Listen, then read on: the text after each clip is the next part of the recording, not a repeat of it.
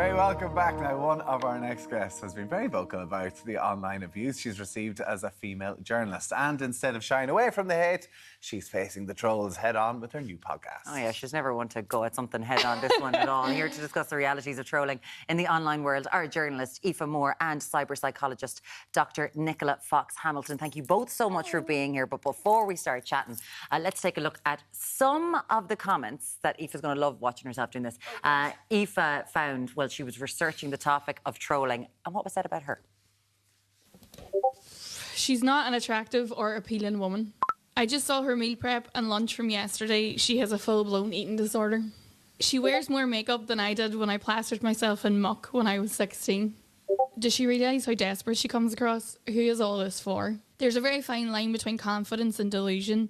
She could dress very well for her shape, but she chooses to wear no bra, harsh skimming, ill-fitting clothes, or wedge herself into spree sports gear that don't cater to her size.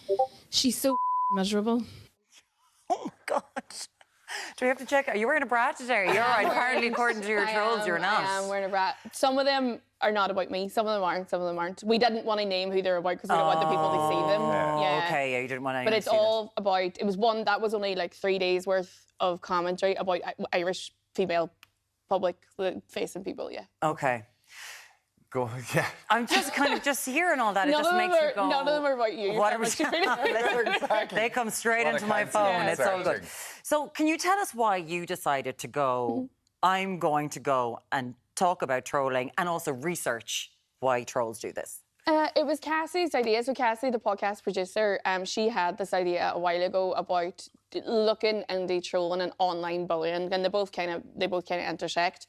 So she came to me because we're really good friends, and obviously I have been very publicly trolled for a long time. I have had death threats, I have had rape threats, I've been to Garda stations, I've been to mental health professionals. So she wanted someone with the first-hand experience, and I had just finished the book and needed a project. So I decided I would do it, and I thought what we should do was we would speak to all different kinds of people who receive online hate. So we spoke to influencers, celebrities, politicians, we spoke to people of colour, trans women, disabled people, because they are the people who receive the most hatred online. And I wanted to do like the fullest kind of read of it. And then in other episodes then we obviously speak to Jackie Fox, whose daughter Nicole was bullied online and then ended her own life, and the kind of how when online trolling becomes hate speech. And then we speak to Nicola about the psychology behind it, why people troll. We have found men and women both troll, but they do it very differently. Right. And it's because of our psychology and place in society. So, and then I found some trolls, some women who abuse people online to come and speak to me about why they do it. That's amazing. That's Yeah. very interesting. Yeah. That's amazing. Nicola, what is this about trolling, social media? What do people get out of it? They get enjoyment out of it. So there's lots of different kinds of trolls and they do it for different reasons, but the common factor is that they enjoy it. So some of them, the really bad trolls, tend to have sadism in common and psychopathy, so they've no empathy for others, they're cold, they're manipulative, and they get enjoyment out of other people's pain and suffering. So that's one really strong part of it. For a lot of people wouldn't consider themselves trolls. You know, we were talking about some of the gossip sites and stuff. People would consider that more gossiping and talking amongst themselves because they're not directing it at the celebrities or the people in the public eye necessarily. But it can also have a significant impact on people as well, obviously. What's the difference between bullying and trolling? Is bullying something that happens in real life and trolling happens online? The way I described it was that cyberbullying is usually carried out by someone who knows the person, whereas trolling is seen on the internet as done to a stranger or someone they don't know, a celebrity or an internet person. Okay. Right.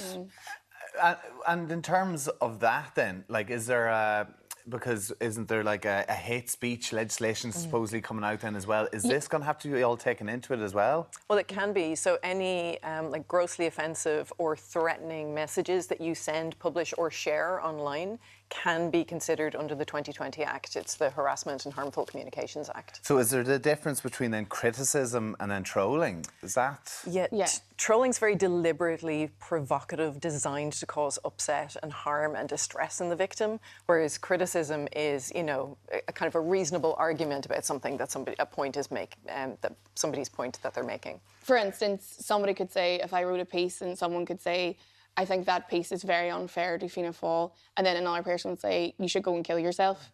That's the difference between criticism and trolling. Thank you for putting that so incredibly bluntly. Yeah. But that is the type of messages I used to receive when I wrote about politics. Yeah. So that's the difference between, you know, people say, you know, journalists, and the big argument that we hear from people who don't consider themselves trolls would say, if you put yourself out in the public eye, you should be able to withstand this. By that measure, women shouldn't become journalists, because we're so told then that we're supposed to withstand all of these sort of things. barrage of abuse. And people obviously deal with things in a different way. And by the way, this isn't just people in the public eye. This happens to, like Nicola, this is open to absolutely everyone, right? Yeah, you could just be absolutely. living your life, putting up things with 100 followers on Instagram, and you can start being trolled relentlessly. Absolutely, yeah. And it's much more likely to happen to you if you're a woman, if you're a member of the LGBTQ plus community, if you're disabled, if you're a person of colour. Basically anything that sets you apart from straight, white, cis, male, normal, if you know what I mean. Right. You know, we see it in online dating. Women receive harassment at huge levels. Men receive some harassment, not at the same level. And it's a different kind of harassment that women get as well. So, you know, with things like trolling, the trolling towards men tends to be reputational. So it's, you're a liar, you're not good at your job, you're corrupt, that kind of thing. With women, it's, I'm going to kill you, rape you, kill your children, that kind of thing. It's very different. It causes a different level of distress. And women receive that kind of abuse on online dating sites and on social media, and you don't have to be in the public eye. But it's particularly if you speak up about something that might be, you know, slightly controversial or that people have strong opinions on. Feminism, religion, abortion, trans rights, anything like that, you're much more likely to get this kind of thing as well. And what it does is it silences people, particularly women, politicians, journalists who are speaking up about things that are important.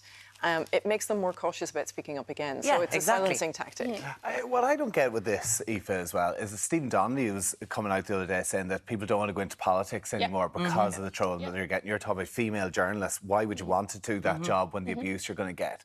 Why did the government not put more pressure on the social media companies to try and stamp down this? Because they have the ability to do it. Well, this is the reason I decided to make the podcast, because I have not, through all my research, found any government or any tech company on earth who knows how to deal with this properly, who seems to be dealing with it effectively. Surely everybody who's got hidden behind an egg should have their driver's license or passport behind, so at least they can be traced. So the notion that they don't know about this is laughable. We know they do know about this. Elon Musk, when he took over Twitter, or X as it's known now, he has laid off hundreds of content moderators. Yes. There is no interest in safety for that social media company. It very much appears. When it comes to Meta and Facebook, they do appear to be making big strides, and we have gone to all of the social media companies and asked them, what are you doing to stop this? And it appears that they cannot get a handle on it. You know, tweets about me were read out into the committee record when Twitter was in front of the Oireachtas committee. Yeah. And they said, this is what's happening to Aoife Moore. Why are you not doing anything about it? And they didn't have an answer. So, and we see that, you know, Holly Cairns, Nessa Horrigan, Paul Murphy, politicians have come out. Paul Murphy is one of the guests that we had on the podcast, and he talked about threats against his baby son. Yeah. You know, but that's been let go. And like all their European offices are here in Ireland, so there are the abilities to try and make a stand here in Ireland. But they can find a female nipple within 30 seconds. Yes. Female, not male. Like, we know that they can find that and they can shut that post down straight away. Yeah. We know they know that they can see this. But there's no force, Nicola. Like, surely there's no force that can get them to do something. No. When we know that they can. But trolling keeps people online for longer, right? It keeps people on a platform for longer. Yeah. And I think with Twitter, like, we've seen a massive, or X, we've seen a massive rise in hate speech on Twitter, and we know that Elon Musk doesn't care because he's driving a lot of it. He's engaging in it. He is a troll himself. And so the idea that when a platform that's so big is owned by someone who is a troll is going to tackle trolling is really ridiculous. But I think it is a difficult task. It's not that it's easy and that they're not doing anything. I think they are trying to a degree, but they're not taking it as seriously as it should be given the effects that it has on people. I'd love to just hear, how did you get on with the people who did the trolling? Yes. There is a real disconnect. Now, to be fair, the people we spoke to take part in gossip websites. One of the guests was really interesting. She went on one of these gossip websites or bullying websites to defend her friend who was an influencer, and ended up falling so far down the rabbit hole that she now abuses people on this gossip website herself. Yeah. I can imagine, like, it's addictive, and as you were saying, it's addictive. people... So the way psychology changes. The way someone described, one of the people described it to me was, it's like a car crash and I can't look away. So there is a notion that they know this is wrong, taking part in this is wrong, but they can't stop doing it because it's like what Nicola said, they get something out of it. There's an adrenaline rush there that they get out of it. Listen, it sounds fascinating. The new podcast is called Trolled, a podcast about life online. And it's exclusively on Outcaster. On Outcaster. Okay, Yeah. very good. Journalist Aoife Gracemore, thank you so much for coming in, talking to us. Nicola Fox Hamilton, great to have you with us as well. Yes, looking forward to you getting loads of lovely messages after this, hopefully. Support.